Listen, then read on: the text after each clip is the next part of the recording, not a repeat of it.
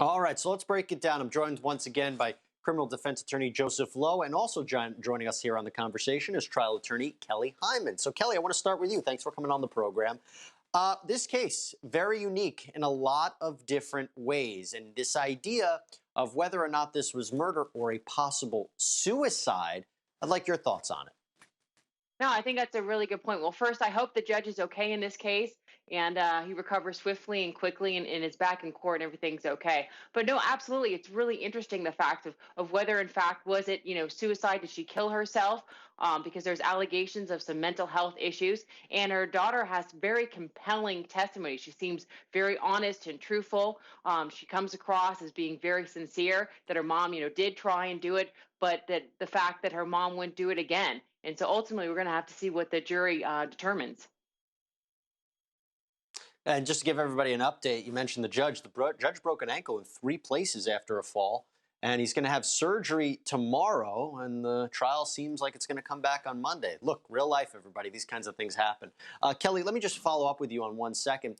The general idea: how difficult is it to prosecute? Let me rephrase: how difficult is it to successfully prosecute and sustain a conviction without a body?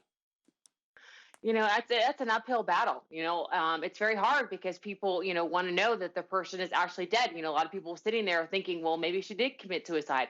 How if she, left him? I mean, the fact she left her purse there, is very strong evidence. So it's tough, but the state, as you know, Jesse, has the burden. They have to prove the case. Okay, so Kelly, I want to bring you into the conversation that Joseph and I had earlier on in the program about how much so much of the prosecution's case, could say arguably all of the prosecution's case, is based on what James Prokopovich allegedly said and did. That he didn't seem too concerned his wife disappeared, didn't immediately report it to authorities. He was out, according to Wesley Edges, Victoria Prokopovich's son, at around 4 a.m. looking for his missing wife, and didn't seem overly concerned, didn't want to help with the searches.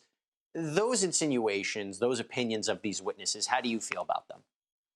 I mean, I think it's really powerful. I mean, you have to think if someone kills someone and they know they're dead, then why would they go out looking for them? I think that's really powerful in the fact that that he was, as you said, so what laissez faire about it. I think that's really compelling testimony.